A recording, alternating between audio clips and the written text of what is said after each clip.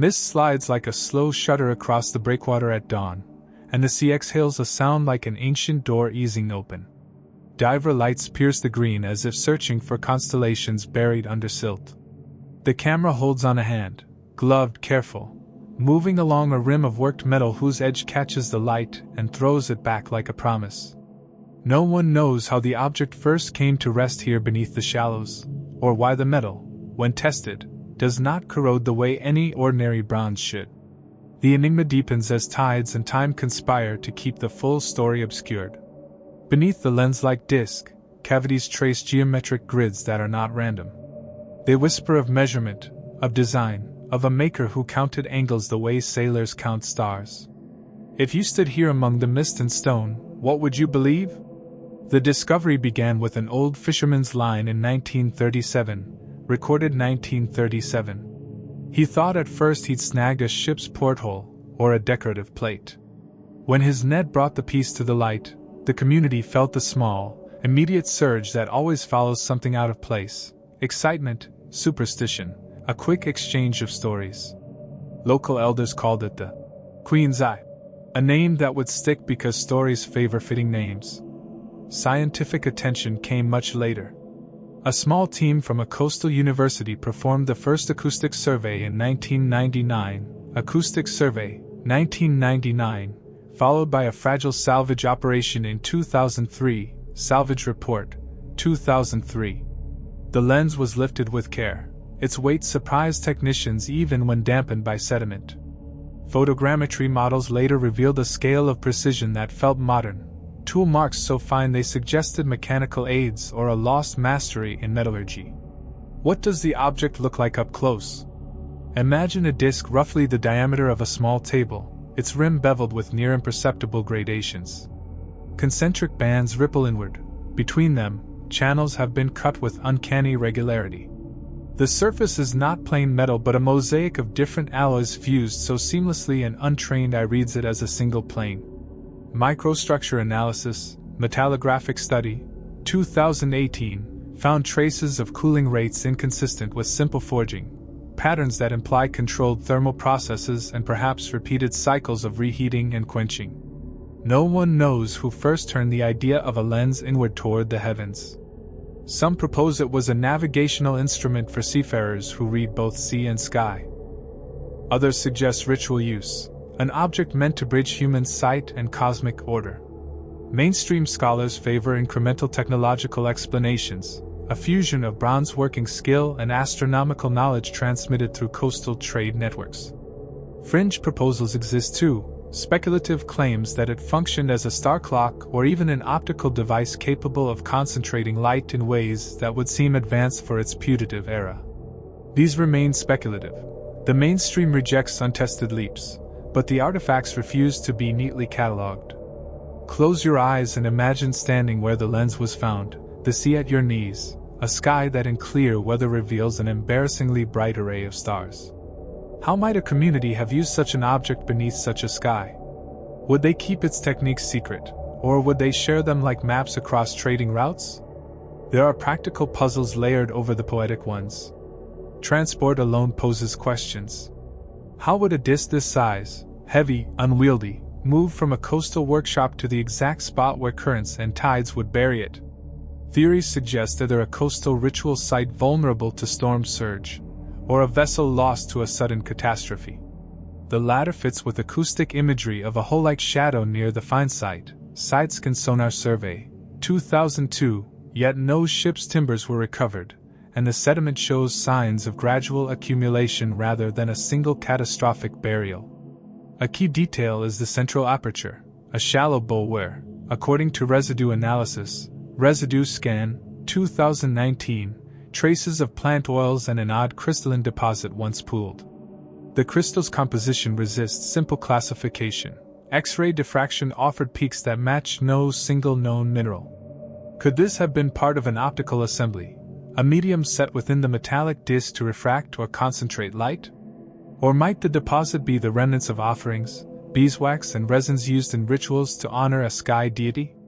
No one knows the ritual language that might have been spoken here. Folklore from coastal villages calls the piece Stargazer's Plate, and connects it to a Stargazer queen, a figure who watches the tides and the constellations, local term, Rani Sitara. Queen of the Stars. Pronunciation, Rane-e-Sititra. Old lullabies referenced in the region mention a glass that eats the dawn. An image both poetic and curiously precise. The metal's microstructure reveals tempering patterns that, to metallurgists, appear intentional, soft zones alternating with surprising hard bands, almost like the way a clockmaker might design to control flex. Laser scanning, Laserscan Survey, 2018, captured minute undulations along those bands, suggesting they were part of the object's function and not mere decoration. If function was intended, what precise demands did that function impose? Some researchers point to ancient astronomical texts, fragmentary star lists and coastal almanacs, that hint at devices used for aligning lunar observations from shoreline temples, archival fragments, c. 100 BC. The fragments do not mention an object like this explicitly, but they describe practices that involve mirrors of the sea and plates that count the moon.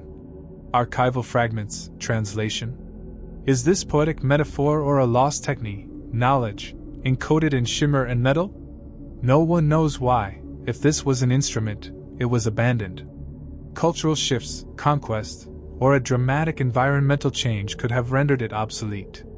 Or perhaps its secret was guarded fiercely, a knowledge that faded only when the last keeper died. The object's decoration carries iconography unlike that found in nearby cultures. Curlicue's echoing planetary orbits appear alongside quadrants marked with unexpected symbols, glyphs that avoid the common pictographs of fish and wave, favoring instead stylized stars and crossed compasses. An art historical analysis, Iconographic Review, 2016, found parallels with inland astronomical motifs from 1,000 kilometers away. Trade explains odd similarities, but not identical tooling patterns. Whoever made the disc clearly had access to sophisticated workshops. Microscopic Analysis, SEM Imaging, 2019, shows tool marks consistent with rotary abrasion, small, rotational striations indicating tools rotating at steady speeds. The presence of such marks raises practical questions. Were lathes in use at that coastal site? If so, what powered them? Human foot treadles, wind, water? Or did the disc travel through networks of skilled artisans, each adding a layer of refinement? No one knows what sound the lens made when struck. The first technicians who struck bronze listened for tonal signatures, an old, good test of homogeneity. The lens sang oddly, a sustained, bell-like tone with overtones that do not match any common alloy. That timbre invited myth. Locals began to speak about the bell of the deep, a translation that stitched wonder to metal. We must ask a difficult, modern question: could the lens have been technologically advanced beyond its time? The answer depends on definitions. If advanced means unknown to the immediate coastal culture, then yes, the object displays techniques that eluded nearby workshops. If advanced means violating physical laws, then no, all measurements to date remain within plausible, if exceptional, ranges, materials within known phase diagrams, thermomechanical properties explainable under certain heating regimes. The line between craft and miracle is thin here, and intentionally so. Archaeologists returned to the site in the 2010s with improved methods, sediment coring, radiocarbon dating of organic inclusions near the find, radiocarbon dates, 2012, and a careful mapping of nearby anomalous stones that hinted at a submerged foundation. Radiocarbon placed the context somewhere between 200 BC and 100 C, radiocarbon range, though calibration curves left room for 2 centuries of uncertainty. That span is large enough to allow several cultural possibilities, and small enough to sharpen questions about trade networks in the region. If the disk were part of a coastal observatory, orientation matters. The bevels align not randomly but toward a rising star that, around 100 BC, occupied a different place in the precessing firmament, astronomical alignment, retrocalculated. The alignment is precise to within a degree, suggesting someone calibrated the object against predictable celestial motion. Did they use it to measure precession? That would be startling, but perhaps not impossible. Ancient observers could notice long-term drift if they recorded carefully over generations. No one knows whether the lens was meant for measurement or theater. Could it have been placed in ceremonies where light was focused to create illusions, shimmering panels that made patterns on priestly robes, a kind of sacred optics? The plant oil residue and crystalline deposit hint at repeated use, and the layered soot on the underside suggests the presence of controlled flame, residue, and soot analysis. 2019. Ritual fire could both honor and operate such a device if heat were needed to alter optical properties of a medium set within the aperture. Consider the human lives braided with this object. Who kept it? Which hands polished it? In tradition, the Stargazer queen is less a single person and more a lineage, a role inherited. Even this is speculation. Oral histories morph through time, but the persistence of a female keeper in the stories matters. Societies often allocate astronomical roles to men in texts, but coastal and island communities frequently remember women as sea keepers, masters of tides and memory. The divergence between written record and oral tradition exposes a gap. What written sources omit, community memory can preserve. The disk's discovery also precipitated inevitable ethical questions. Looters tried, quietly, to bargain when word reached collectors in the 1990s. The salvage team had to guard the object against illicit removal. Law Enforcement Report, 2003. That battle is part of the object's modern biography, how modern economies collide with ancient artifacts, and how stewardship becomes a contested site. Conservators moved the lens into a climate-controlled lab for preservation, but the act of moving it detached it from the sea that had been part of its identity. Once in the lab, non-invasive imaging multiplied possibilities. Neutron tomography revealed hidden cavities in the base, sealed chambers that could once have housed delicate inserts. Neutron tomograph, 2019. In one chamber, a shard of carved stone fit a matching notch, suggesting modularity. If modules existed, perhaps the lens was a component in a larger assembly, a faceplate on a machine now long disassembled and scattered. No one knows whether those missing parts lie under sediment nearby, or whether they were repurposed, melted down, or removed in antiquity. The sea erases and hides. It is also a scatterer of stories. Whenever divers probe the flat silt for fragments, they disturb layers that archaeologists have sworn to respect. The ethical tension between discovery and preservation hums like a coil. There is a social mystery layered on top of the physical mystery. Once news spread beyond the region, different communities claimed affinity. Scholars wanted to study, the state wanted artifact prestige, and local elders wanted rights over their cultural patrimony. Who owns a story? Who controls the narrative? The lens sits at the center of competing histories, and the argument itself tells us something about modern relations to the past. The more scientists measured, the more anomalies turned up. Trace Element Analysis, ICP-MS, 2020, showed microalloying with elements often used in distant metallurgical centers. Isotopic signatures hinted at ore sources hundreds of miles away. Trade routes could explain ingredient exchange, but the manufacturing finesse still points to local expertise, someone who blended imported metal with local techniques to achieve a desired acoustic and optical result. The result was an object both cosmopolitan and singular. No one knows whether the lens ever functioned as a literal lens, an optical piece bending and focusing light the way a glass lens does. The aperture's geometry could hold a crystalline insert, perhaps of quartz, known to ancient craftspeople. Quartz can refract and focus, and when polished and oriented, it can change how light behaves. But the crystalline deposit found does not match pure quartz. Its chemical fingerprint shows an admixture of salts and organics, perhaps the residue of ritual compound rather than a working refractive medium. The story reaches outward to the network of places and people who touched the lens across centuries. Shipwreck records suggest that coastal trade flourished in the region at the time. Maritime trade records, various. Inland merchants, temple scribes, and coastal navigators likely intersected, and knowledge moved with them in complex, nonlinear routes. When a technique slips between hands, it can change subtly, hybridize, and re-emerge as something new. How should modern viewers approach such a thing? With skeptical awe. The object resists tidy categories: instrument, idol, artwork, or relic of lost technology. Each label tells a different story about human possibility. Which do you choose when you stand before a thing that hums with unanswered questions? No one knows the precise ritual words, the chants that might have once accompanied the lens. But if we listen to the patterning, the careful calibration, the ornamental stars, the residues of flame and oil, we can reconstruct a reasonable human scene, a night ritual where a keeper aligns the marked bands with a rising star, lights a wicking oil, and watches a pool of reflected light form a pattern that dances on the faces of those assembled. Whether the pools served as prophecy, measurement, or communal spectacle, it served human need, to name the pattern of time, to feel held against an uncertain universe. Modern digital reconstructions attempt to recreate that evening.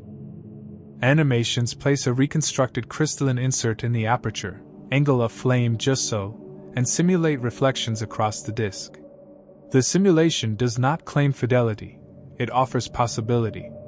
When those simulations are projected in museums, they have the power to attract and to mislead, so curators add careful labels. Hypothetical reconstruction.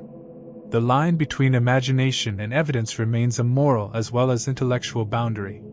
No one knows whether another such disk waits elsewhere, undiscovered.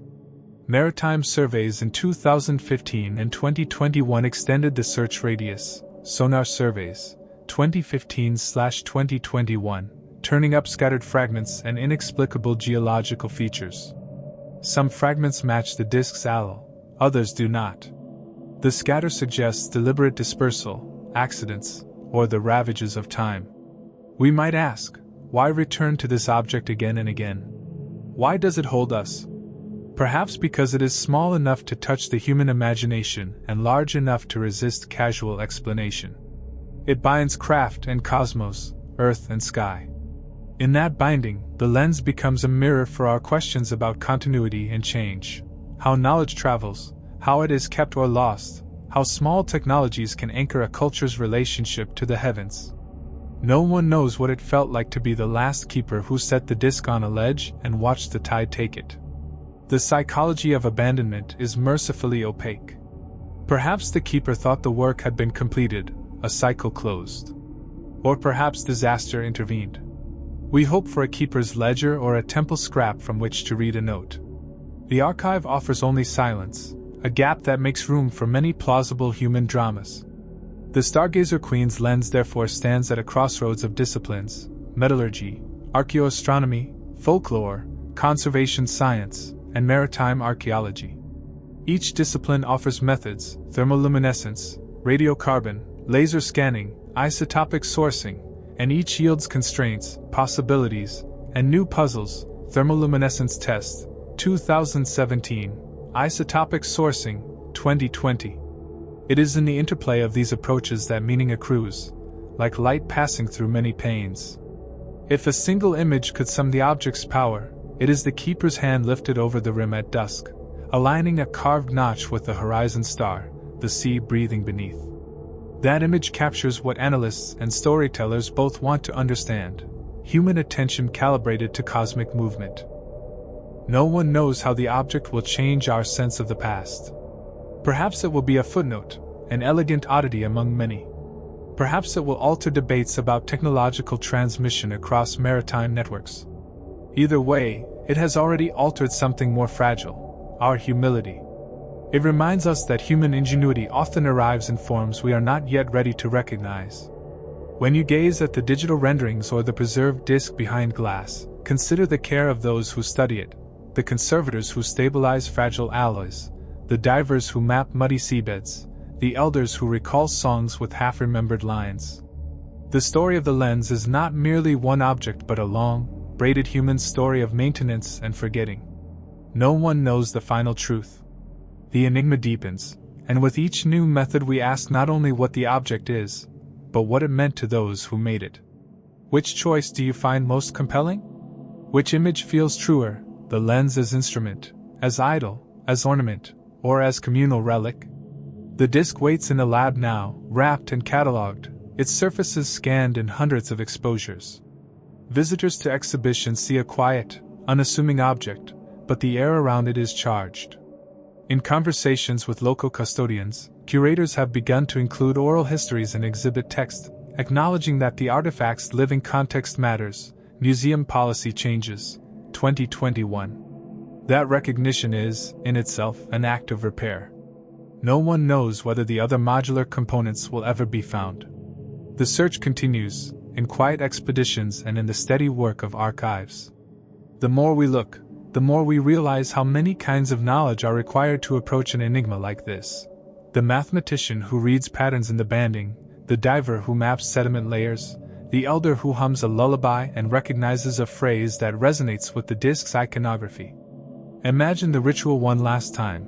The keeper sets the disk, aligns the notch, lights the oil, and the reflected pattern skitters across faces lit by lamplight. The community observes. A child asks a question that becomes the seed for a future map or a later policy. Someone murmurs a name. The ritual is recorded in memory and later, in fragments of cordage preserved under silt. These small acts ripple tentacles across centuries. No one knows if we will ever fully decode the lens.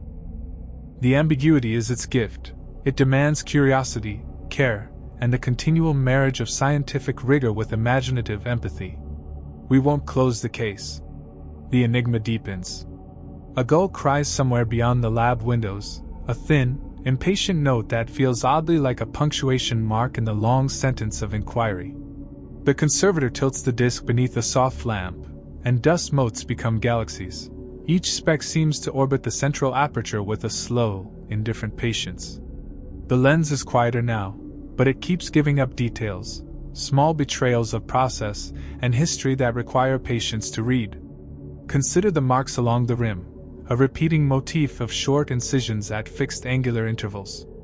To an engineer, they read like calibration marks, to a ritualist, like a counted litany, to an accountant, like ledger ticks. Which reading is truest depends less on the marks themselves than on the hands that use them. Light catches a faint hairline crack that runs like a river across a star field carved into the surface.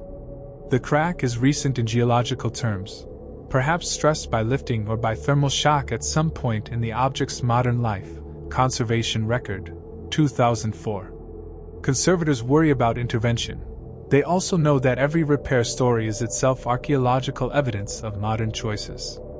There is a humility in this work.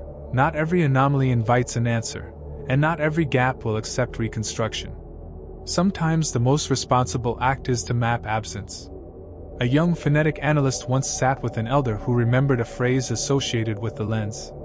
The glass that keeps the hours. A phrase that is both image and function.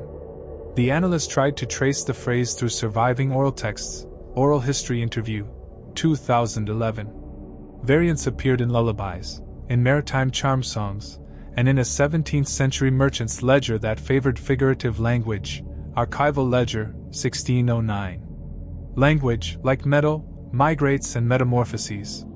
When experimental archaeologists attempted to reproduce the disk using period-appropriate tools, the results were instructive. Experimental Replication, 2016. Craftspeople could mimic the overall form, but not the precise banding or the acoustic signature. The replication taught them that a combination of adopted techniques and perhaps an idiosyncratic local method produced the original. Replication does not prove identity, it narrows plausible scenarios. A single short paragraph can change a theory, a marginal notation in a 19th century travel journal mentions. A plate of stars used to forecast winds. Traveler's Note, 1823. That line reignited debate for a time, only to sink back when the provenance could not be verified. History is littered with such sparks, promising, then dimmed by the hard light of scrutiny. Why do these small archival whispers matter? Because they anchor speculation to trajectories. They show that communities carried metaphors about skyplates across generations. They suggest memory pathways that might have preserved techniques even when material culture was broken. In the lab, the lens's acoustics remain a stubborn enigma. When struck lightly with a rubber mallet, the disc emits harmonics that a metallurgist described as a chord out of time. Acoustic Analysis, 2018. The harmonics imply a carefully controlled internal structure, intentional asymmetries that shape sound. Did sound matter to its makers? Did the bell note announce ritual phases or encode numeric values through audible intervals? Sound is ephemeral, but it leaves traces in design. We reconstruct ritual through traces, sub-patterns, residue chemistry, layering of wear. None of these things can definitively tell us what words were spoken, but they can tell us where attention focused. In this case, attention centered on the rim and the aperture, places you might expect in an instrument designed for aligning, measuring, or revealing. Outside the lab, the coastal landscape keeps its murmurs. Fisherfolk still tell an old story about a woman who could talk to the moon, and who once returned a borrowed plate that chimed like a bell. Oral tradition, community interview, 2009. Folklore is a type of evidence, soft, variegated, sometimes contradictory, but it resists being ignored because cultural memory often preserves elements that literate records miss. We must also consider the human cost of fascination.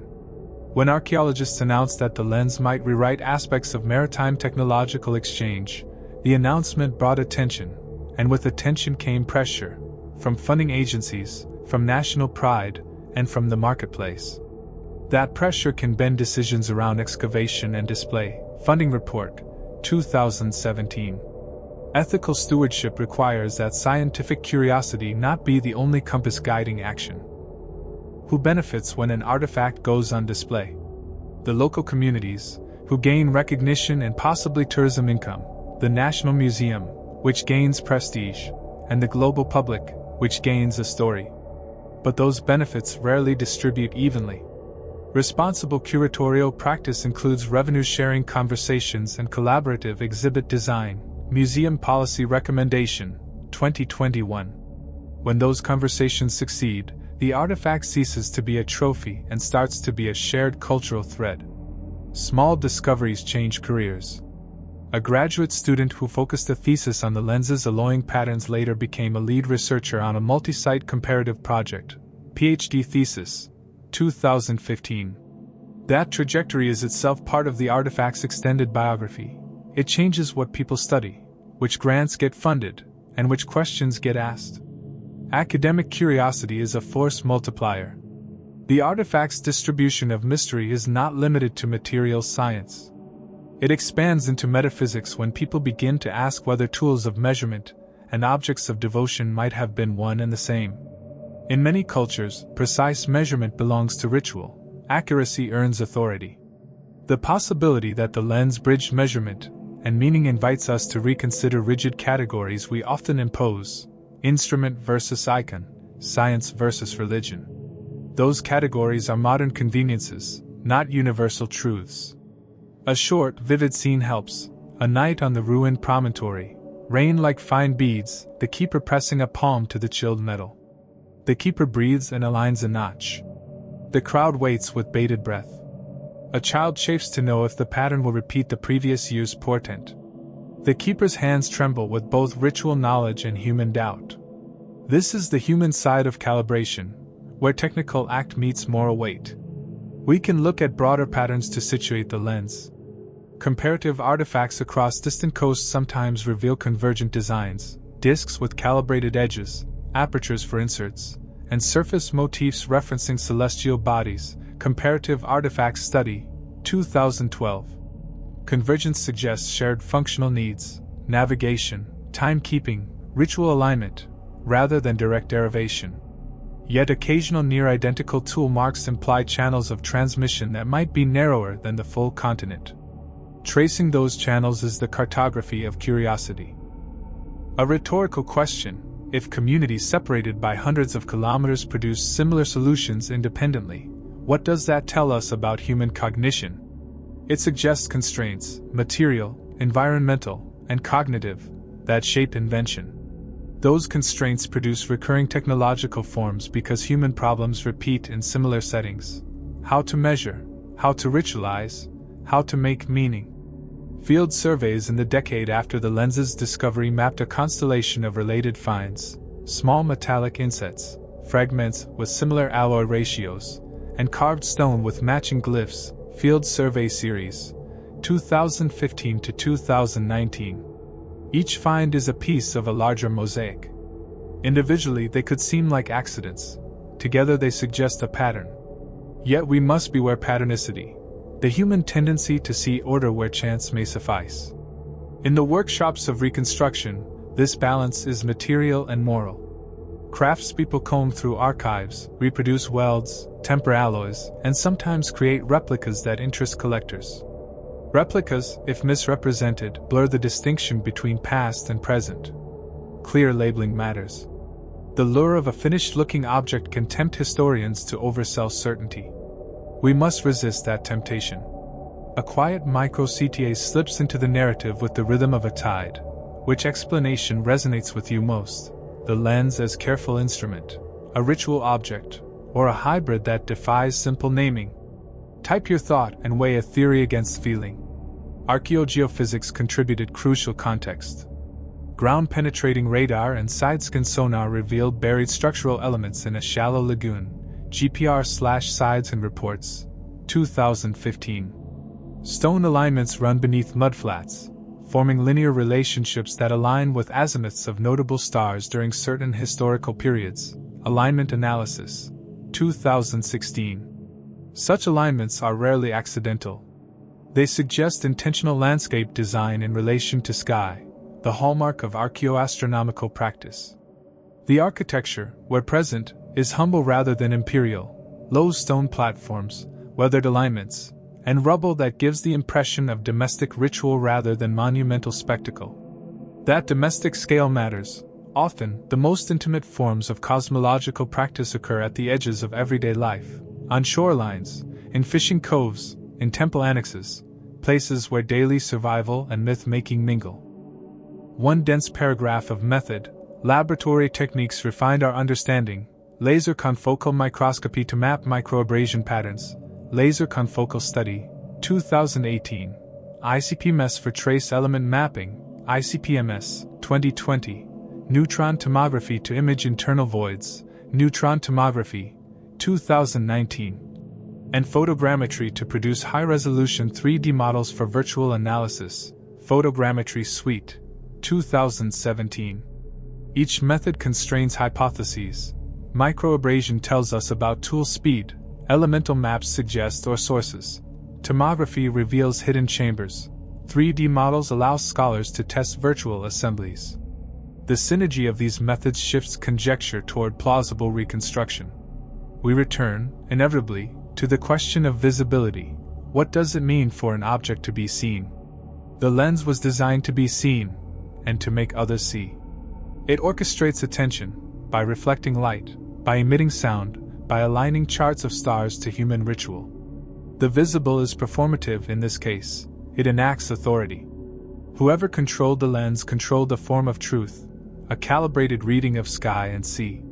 When the artifact went on limited exhibition, curators faced a dilemma: reveal its full scans to the public or protect sensitive data that could facilitate illicit replication or looting.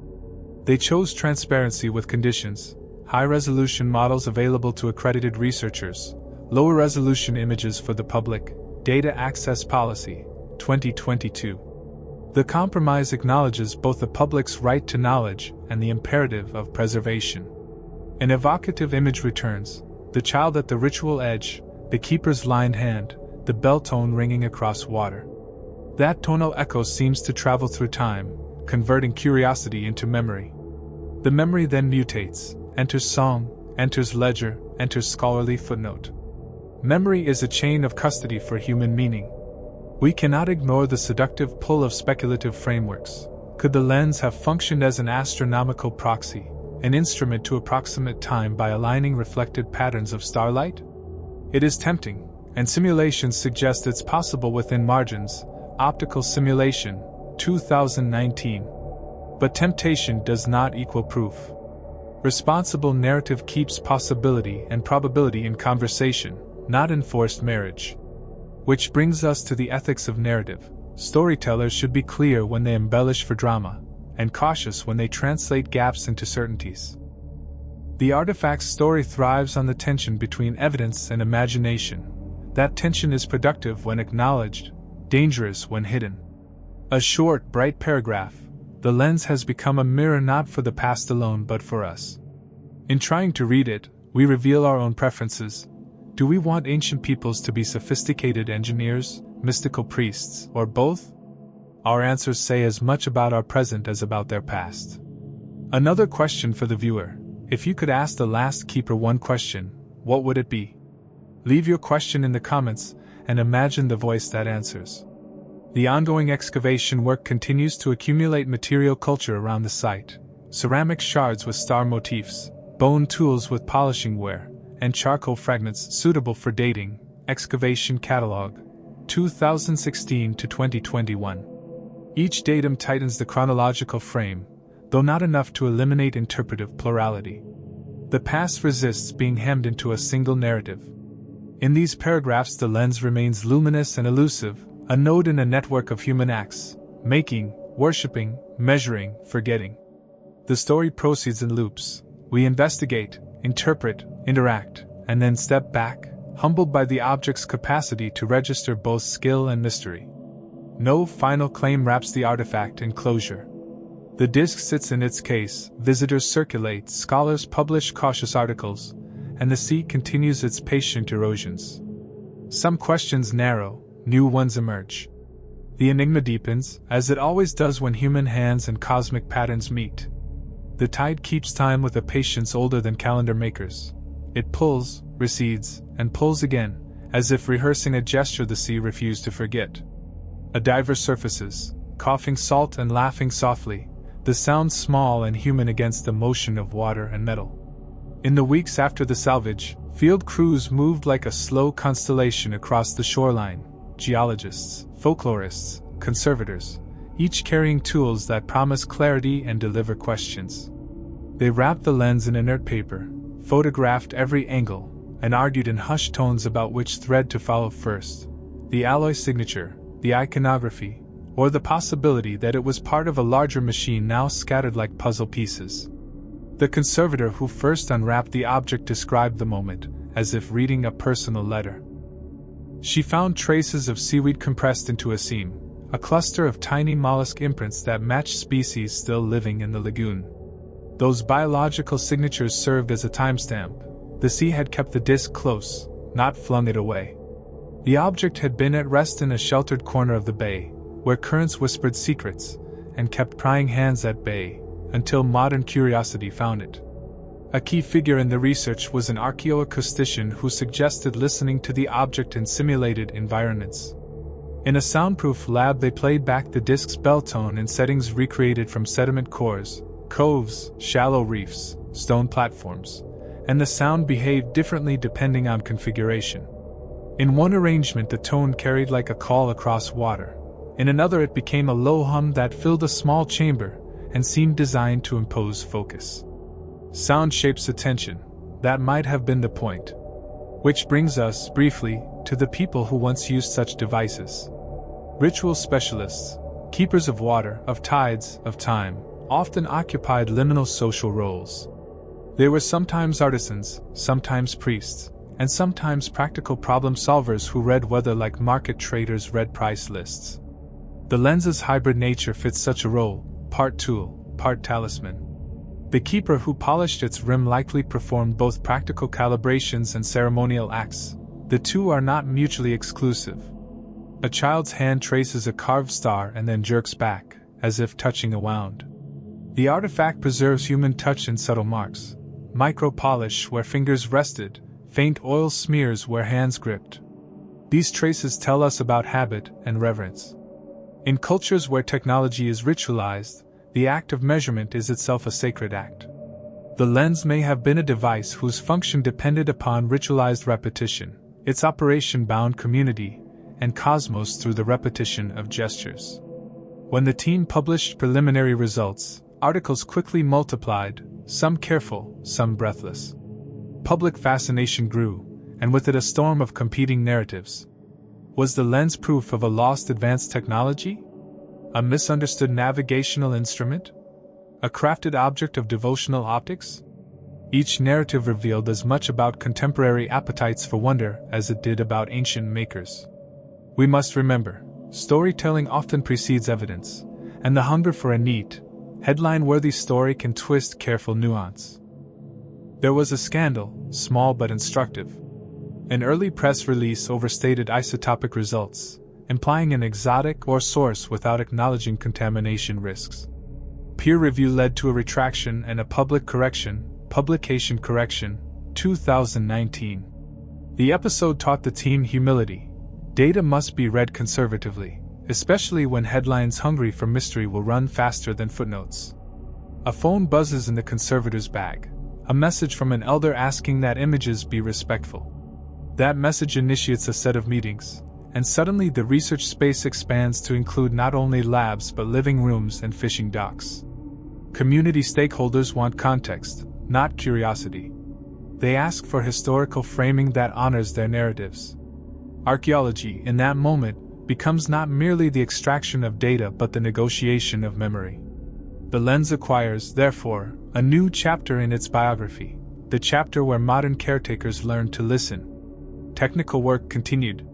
Micro-drilling samples, tiny by archaeological standards, offered cleaner isotope baselines without damaging the artifact's visual integrity. Microdrill Protocol, 2020.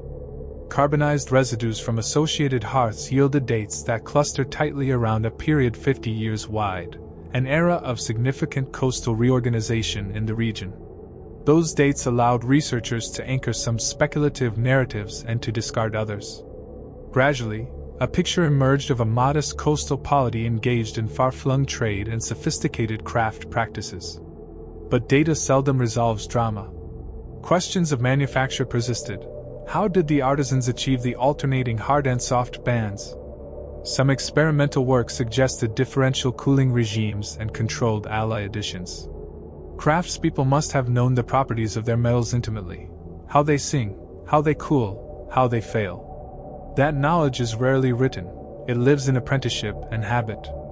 Recovering it requires both laboratory technique and the humility to learn from artisans still practicing related crafts today. The bell tone rings once more in the recording studio, and someone weeps.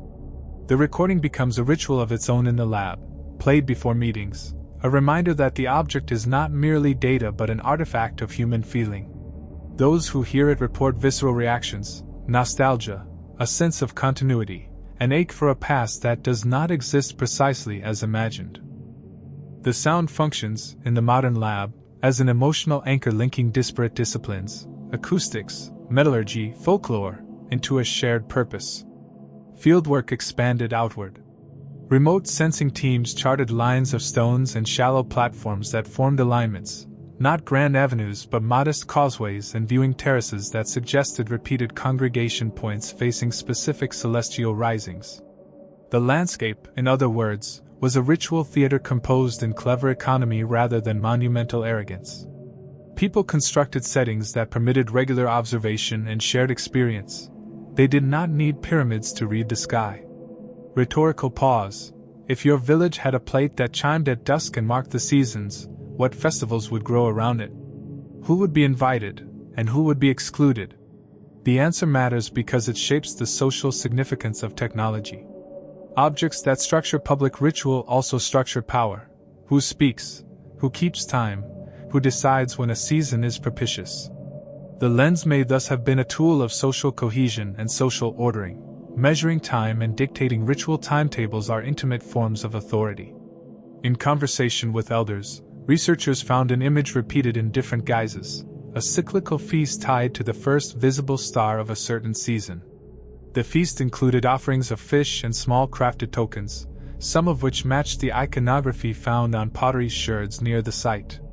Those matches are thin threads, but threads that, when woven together, make a fabric of plausible practice.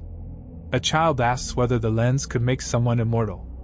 That question reveals a human kernel beneath scholarly protocol. Our fascination with artifacts often masks a desire to leap the barrier of mortality. If we touch the past technologies, maybe we can touch continuity, escape fragmentation. But artifacts do not offer immortality.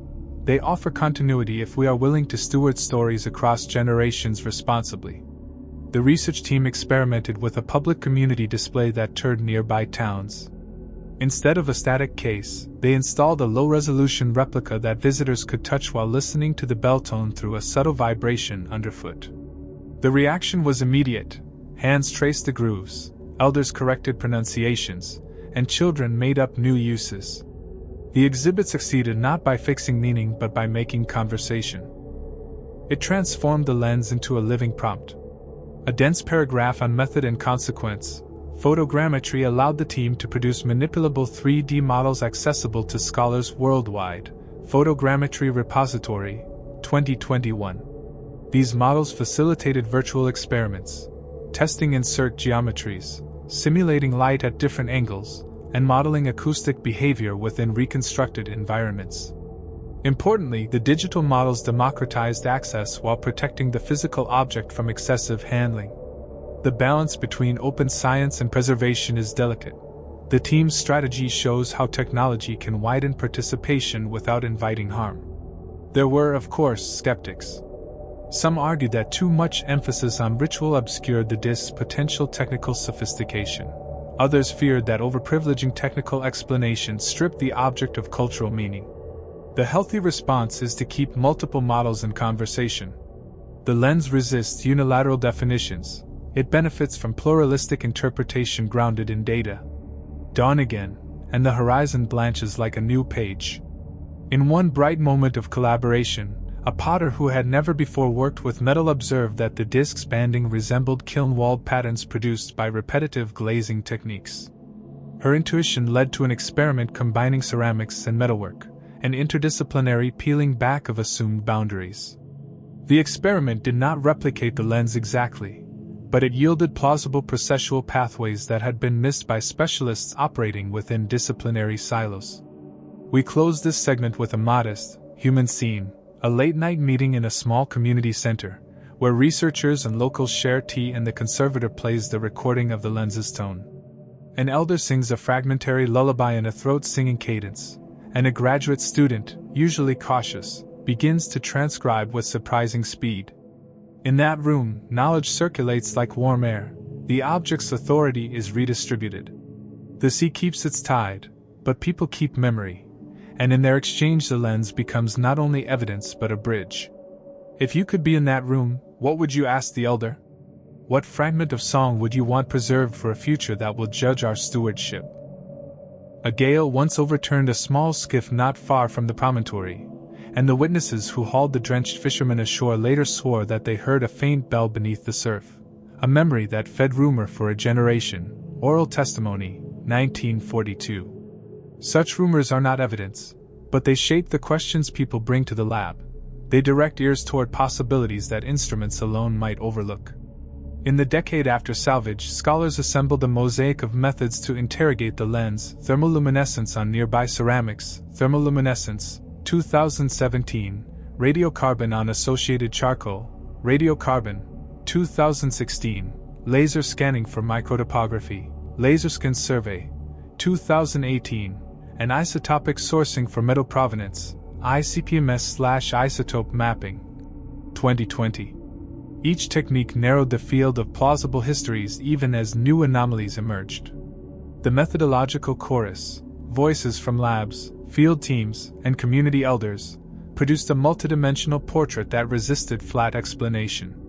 A small boat swings at anchor and the gulls rearrange themselves like punctuation. Consider sea level change as a temporal frame. Core samples from the lagoon show a subtle transgression beginning around the same calendrical span the radiocarbon suggests, a slow drowning of low-lying ritual terraces into silt, sediment core analysis, 2018. That environmental rhythm could explain why an object once tended in the open air ended up protected under silt. Gradual sea rise folded landscape use into new patterns, and objects once easy to reach became encapsulated in sediment. Environmental history often explains abandonment as much as human choice does. Why does this matter? Because an instrument tied to horizon observations becomes useless when the horizon itself shifts. If the promontory that hosted repeated ceremonies sank even a meter over a few generations, the precision of alignments degrades. Communities respond by shifting practices, recalibrating, or retiring instruments. The lens might be a casualty of such slow, pernicious change. Someone in the field laughs at a misread coordinate, and the laugh sounds like relief. Mapping alignments with astronomical back calculation revealed curious coincidences. Not only did a particular notch point to a star visible at first rising around 150 BC, astronomical retrocalculation, 2016, but several nearby stone alignments also clustered around that exact azimuth. The coincidence implies a sustained observational practice, a calendar anchored to a recurring sky event. People organized space and time around that event, and artifacts like the lens indexed that social labor. A young acoustic engineer proposed a radical test: place a heated resin in the aperture, light a small flame at its edge, and observe the interplay of molten medium, flame, and reflected dusk light. Experimental optics test, 2019. The experiment yielded mesmerizing patterns that altered with tiny angular shifts, bands brightening, phantom images appearing and vanishing. The demonstration did not prove ancient use, but it modeled a plausible sensory ritual, light manipulated to create ephemeral images that could function as signs, signals, or mnemonic devices. Rhetorical nudge: imagine seeing such patterns for the first time. Would you read them as instruction, omen, or art? The social dimension deepens when we consider apprenticeship. Metal mastery is rarely written, it transmits finger to finger. The lens's complex tempering suggests generations of tacit knowledge, techniques refined over time by hands that learned by watching and trying. Ethnographic interviews with regional metalworkers revealed strikingly similar tempering rituals: heating, quenching in brine, then reheating to a particular sound. Ethnography, 2013. Those living recipes, while not proofs of direct continuity, suggest continuity of problem-solving strategies across centuries. A child's fingernail traces a groove. A conservator smiles and warns, gently, that touch costs memory. The ethics of touch are a modern echo of ancient tension. Handling an object can reveal detail but also risks damage. Preserving an object in a hermetic case protects material but risks disconnecting it from human context. Contemporary curatorial practice oscillates between access and safeguarding. In the lens's case, the team sought a middle path: high-fidelity digital surrogates for researchers and low-impact tactile experiences for community members. Museum Engagement Policy, 2022. Access and stewardship, they learned, are not opposites but parts of a single ethical calculus. Technical aside, isotope ratios of lead in the metal matrix suggested multiple ore sources. Local deposits blended with ores traceable to regions hundreds of kilometers away. Isotopic sourcing, 2020. That blending points to trade networks and to purposeful metallurgical choices, craftsmen selecting ores to tune acoustic or mechanical properties. The complexity of alloying suggests cosmopolitan exchange of materials coupled with local ingenuity in processing.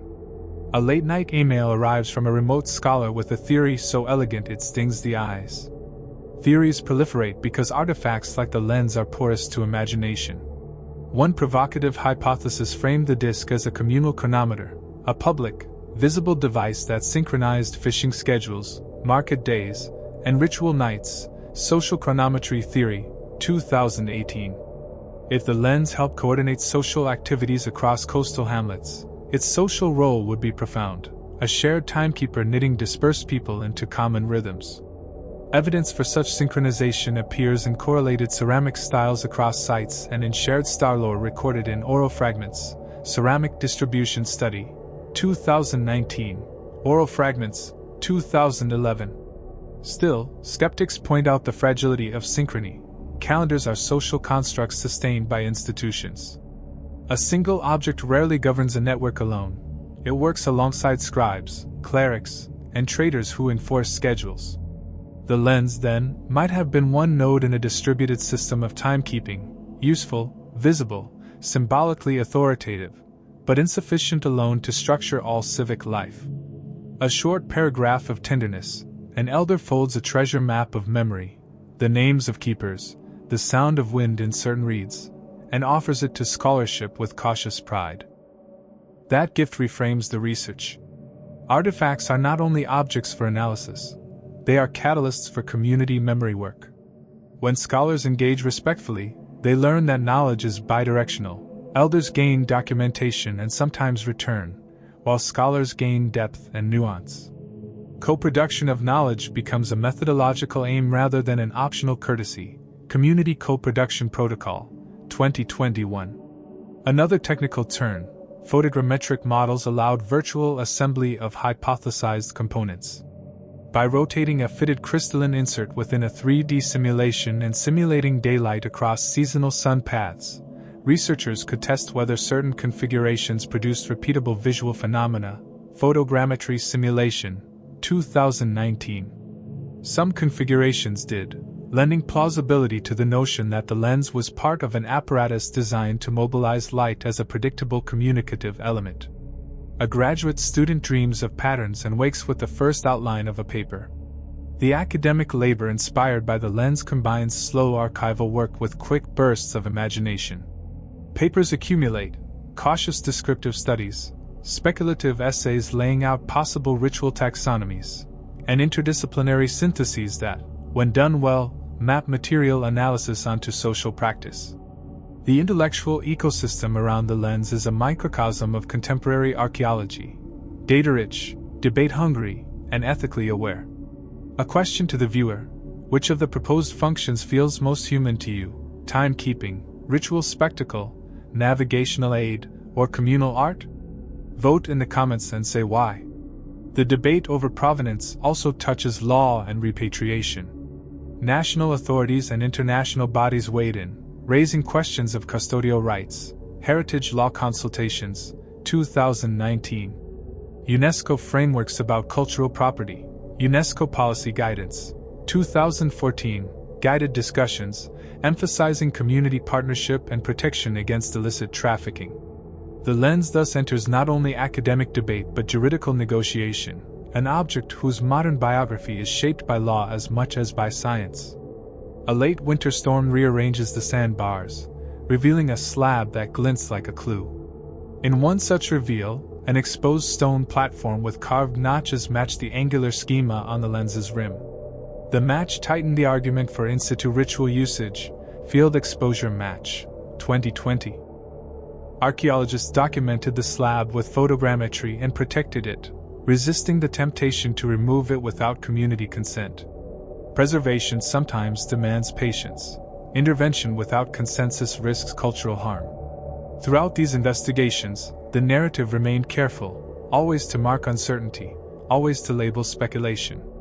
This discipline matters because myth-making is easy where data is thin.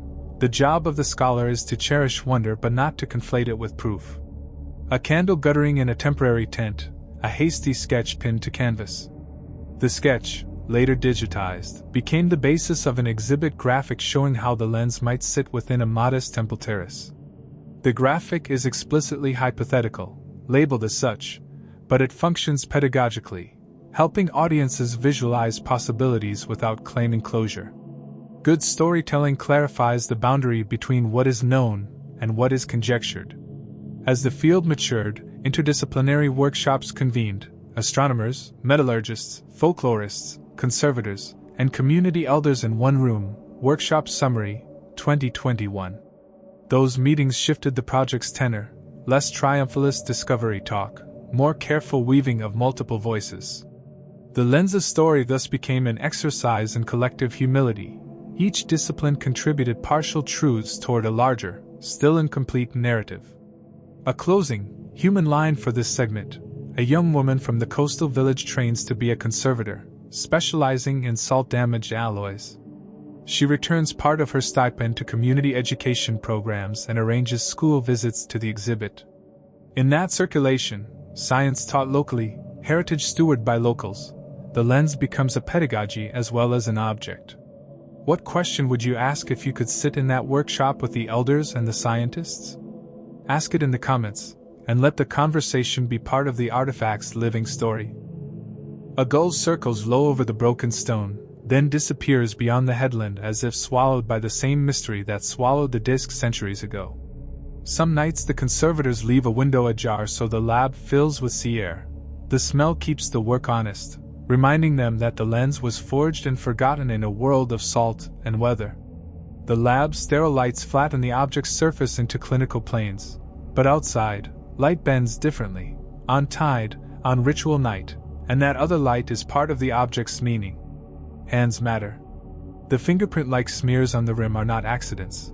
They are traces of repeated gestures, the smallest archive of devotion. When high-resolution images are blown up, the micro-polish reveals a consistent rhythm, 3 passes between notches, a pause, then a final sweep. That rhythm implies training, a set of practice motions handed from elder to apprentice, habit as technology. The project's next phase took the form of a slow chase, teams following debris fields, re-examining historical maps, and listening for any stray oral stanza that might name a maker. Old charts, merchant sketches folded and refold, contain marginal notes, a little spiral, a cryptic word for star, in a now rare dialect. Linguists traced the morpheme through coastal idioms and found a loose family of terms that mapped onto timing, governance, and ritual, 3 domains that the lens seemed to bridge. Forensic microscopy revealed a surprising layer under patina, faint abrasion whose directionality suggested not a simple polish, but the repeated seating of an insert, slid and locked with a soft click. If that mechanism existed, it implies modularity, changeable faces for changeable seasons. The possibility reshaped field strategy. Rather than searching for a single, intact apparatus, divers now looked for matching fragments, tabs, pins, small carved stones that might once have keyed modules into place. A diver found one such tab 3 years later, half buried beside a flake of pottery etched with star motifs. The tab fit the rim with frustrating near-perfect geometry. It was not an exact copy but clearly made to mate with the same design language. That find transformed the narrative from isolated oddity to evidence of a small, adaptive technology used in a network of related sites. A short paragraph. A child in a seaside village traces the shape of the tab in the sand as if following a map only partially remembered. The tab's discovery prompted a reimagining of ownership. The community that had long called the object the Queen's Eye began to see their oral stories reflected in material fragments. Their elders were invited to the lab, not as curiosities but as partners. The meetings produced new insights, small songs about how the keeper would turn the face, to count feeding seasons, and an admonition that outsiders should not claim final authority over meanings carried by living people. The researchers revised exhibits, added panels of oral testimony, and developed a stewardship plan oriented around shared guardianship. Experimental trials multiplied. Craftspeople attempted to reproduce the click and lock mechanism using period-appropriate tools, and in a modest forge at the edge of the university, they coaxed alloys into banded harmonics. It took months to replicate the bell tone. When they did, the room filled with a sound that stopped conversation. For a moment, modern skepticism yielded to the simpler human sensation of awe. The reproduced tone did not prove ancient use, but it removed a barrier. It made plausible the idea that sound, calibrated in metal, could have been a deliberate communicative channel. A question: if the lens once encoded ritual calendars audibly as well as visually, how many senses did its operators intend to invite into the ceremony? The social life of the artifact continued to be as important as its physical life. A consortium of museums proposed a traveling exhibition. The local community insisted on a clause. The lens would spend no more than a year away and would be accompanied by local storytellers at each stop. The agreement was unusual but respectful, curation as cultural exchange rather than extraction. The traveling exhibit transformed how audiences engaged. The lens was not a trophy behind glass but a provocation for conversation, a catalyst for comparative memory across communities who recognized variations of the same lore. Field teams returned again and again to the lagoon. Sidescan sonar picked out odd reliefs, small terraces that might house portable ritual furniture. Sediment coring showed fine laminations of ash and shell consistent with repeated depositions, ritual meals deposited over decades. Those patterns suggested continuity. The site was used seasonally, not merely in a single catastrophic moment. Repetition suggests institution, and institution implies social rules, apprenticeships, and the slow transmission of technical practice. In one striking episode, an elder produced a fragment of woven cord, gray with salt and brittle with age, embroidered with a pattern that mirrored the rim incision. Radiocarbon dating placed the cord's deposition snugly within the window the team had been refining for years. The cord was small evidence, but it mattered. Textile fragments rarely survive in coastal sediments, and when they do, they append assumptions about what gets considered durable knowledge. The cord implied a physical enactment of ritual memory, tangible threads linking hands across time. A storm uncovers another slab. Cameras click like nervous teeth. That slab bore incisions that, when overlaid against the lens's notches, suggested a performative choreography. The incisions were not merely markers. They were footmarks, places where people stood or knelt during rites. If correct, the lens did not sit alone. It was part of a small theater where bodies, not only objects, performed meaning. Anthropology reminds us that ritual is embodied knowledge, motion, posture, breath, so the presence of choreographic markers rewires interpretation from instrument to staged enactment. The research began to ask about failure modes. Did the lens stop working because its environment changed, or because social structures that maintained it crumbled? Climate records tell one story: incremental sea level rise that reworked shorelines, sediment chronology, 2018.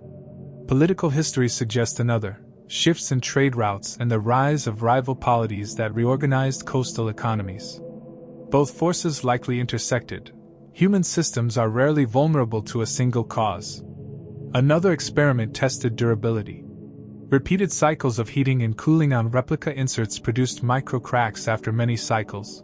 Lifespan data that gave roughly generational numbers to operational maintenance. The implication: keepers likely had maintenance rituals, periodic replacement of inserts, and perhaps secret recipes for binding compounds that extended longevity. Those recipes would have been valuable knowledge, tightly guarded, perhaps explaining why the system collapsed when chronic pressures hit. We must admit how much of this remains provisional. Each dataset shifts the probability, nudging one model forward, retracting another. The narrative is iterative by necessity. That iterative process is itself part of the artifact's modern biography, a history of changing hypotheses and evolving humility. A quick human vignette: an apprentice metalworker, working long hours in a small coastal shop, finds the rhythm of the lens's notches in a reclaimed piece of hull iron and uses it to craft a humble door knocker. The knocker becomes a local talisman. Its sound, a tiny echo of the ancient bell, links past aesthetics with present manufacture. Cultural resonance travels in small, domestic objects as much as in museum galleries. Which brings us back to audience. Viewers on screens thousands of miles away will see scans and reconstructions. Local children will touch a replica and sing fragments of the lullaby. Both audiences gain different kinds of knowledge. One is global and analytic. The other is immediate and mnemonic. The lens, in that sense, operates across scales. It coordinates time in both large and small registers. As field seasons accumulated, a new question emerged, political this time rather than purely scholarly. Who controls reconstructions? Who frames the narrative for tourists and textbooks? The team responded by forming an advisory council that included elders, municipal officials, and young conservation trainees. The council wrote display text, insisted on culturally appropriate language, and negotiated revenue sharing for local education programs. The artifact that had once been a local relic of memory thus became a community asset for the present, as well as a subject of academic inquiry. Dusk softens the lab light into the warm color of old pages. Those pages, field notes, transcribed songs, archived sketches, constitute the living archive that sustains inquiry. They remind us that archaeology is not a one-time pluck from the ground but a protracted conversation among people, methods, and ethics. The lens is a focal point for that conversation because it compels collaboration between disciplines, between scientists and citizens, and across generations. If you stood at the promontory now, what would you look for first? A notch in stone, a pattern in shell, a name in a lullaby? The question matters because it guides attention. The lens rewards careful looking, the patient mapping of small signs into larger patterns. It is, finally, a teacher. Ask small questions, and the past will reply, not always plainly, but often with generous ambiguity. A gull settles on the nearest post and watches as if guarding the final scene.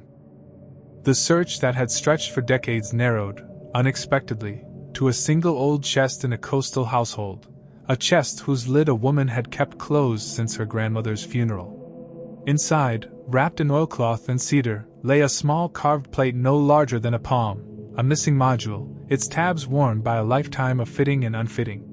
When the daughter of the house brought it to the lab, hands trembled not out of triumph but out of something softer, relief, and the long release of a grief that had lived in secret. The module was not the whole machine, and it did not solve every riddle. But it fit the rim with a near imperceptible click that seemed to remember its mate. Under microscopes its grain told a quiet story of repeated seeding and the same 3-pass polish seen on the lens's rim. In the module's shallow bowl lay a residue marginally different from earlier samples, an organic binder that, when analyzed, suggested a cedar resin mixed with a brackish oil. Residue analysis, joint lab. The composition was not miraculous, it was human. It was maintenance. No one knows exactly when the last keeper walked away, but the chest offered a narrative thread, an act of preservation disguised as private mourning. The community elder who had kept the chest spoke then, slowly, in a voice that had practiced silence. She told a story of a difficult year when storms shifted the shore and a decision was made to protect the sacred pieces by breaking them into smaller parts and hiding them in trusted houses. The story matched patterns in the sediment, and in oral memory, it reconciled, for a while, the tension between accidental loss and deliberate concealment. Perhaps the most moving moment of the whole project arrived when the lab technicians reassembled the module into a mock-up of the original aperture, lit a wick, and set the disc in a darkened room. Light pooled, then folded. The bell tone chimed when a hand brushed a tuning notch. For those present, scientists, apprentices, elders, the room held for a breath a quality that felt like belonging. The phenomenon was not a proof of ancient intent so much as a gesture of recognition. The past had been kinder than a bare set of data, and people could again hear something close to a voice. What the reassembly suggested most powerfully was not an answer but a practice. The lens was maintained, season by season, by a small cohort who repaired inserts, polished rims, and kept watch on alignments as tides and horizon lines shifted. The apparatus, then, was not a relic of a single mind but the product of a practiced community. The final excavation season became less about dramatic revelation and more about closure, mapping remaining fragments, documenting oral memories, and building an interpretive center that the community would steward. The center's design echoed the modest theater of the shore: low stone seats, a sheltered terrace facing the original azimuth, and a small hands-on gallery where children could feel replicas and hear recordings of the bell tone. The institution's founding charter required that at least half the staff come from the local villages and that a rotating advisory council of elders participate in exhibit planning. The lens thus returned to a living economy of meaning rather than remaining a frozen spectacle. We asked tough questions in the final chapters. What do we owe to the dead who hid the pieces? What does stewardship mean when an artifact is also a talisman? How do we balance scientific publication with the risk of commodifying a community's sacred object? The answers were practical rather than grand: transparency in communication, revenue sharing for educational initiatives, and respectful limits on what could be disseminated in high-resolution public datasets. Those policies were imperfect, contested, and human. Still, they were better than the alternatives of secrecy or extraction. At the philosophical climax, the team gathered on the promontory for a final night watch. What began as a scientific ritual, measurements, charts, and note-taking, softened into something communal. An elder sang the fragmentary lullaby. A young conservator read aloud a careful translation of an old ledger line. The bell tone recording played, low and wavering, between those human voices. Under the stars the assembled group found a shared rhythm, the awe of discovery moderated by the responsibility of guardianship. If there is a lesson that the lens imparts, it is not a single technological trick but a human disposition. The object reminded us that knowledge is cumulative and fragile, grown by apprenticeship and guarded by rituals that may not be legible to outsiders. It insisted that material analysis and human memory are complementary modalities, not rivals, and that projects bringing them together can produce richer, more ethical narratives. The enigma deepens even as some mysteries close. We know now that the lens was produced within a network of trade and craft, that its components were modular and maintained ritualistically, and that it played a role in communal time-making and ceremonial life, multimodal evidence, cumulative. We know that environmental shifts and social reorganization contributed to its concealment. We do not, and perhaps will never, recover the exact words once spoken at its rim, nor the entirety of its ritual grammar. But the partial recoveries are meaningful. They reveal human strategies for making meaning in a world of shifting horizons. The final scene of the story is both small and intimate. A child, visiting the interpretive center on a school trip, presses her palm to the replica on a display and listens through bone-conductive speakers to the bell tone. An elder kneels beside her and hums an old refrain. The child hums back with the curious fidelity of the young. The exchange is quiet. It is not closure so much as continuation. The lens has shifted from artifact to pedagogy, from proof to practice. It lives now in song, in touch, and in the stewardship practices the community forged with scientists. We close with a brief, reflective cadence.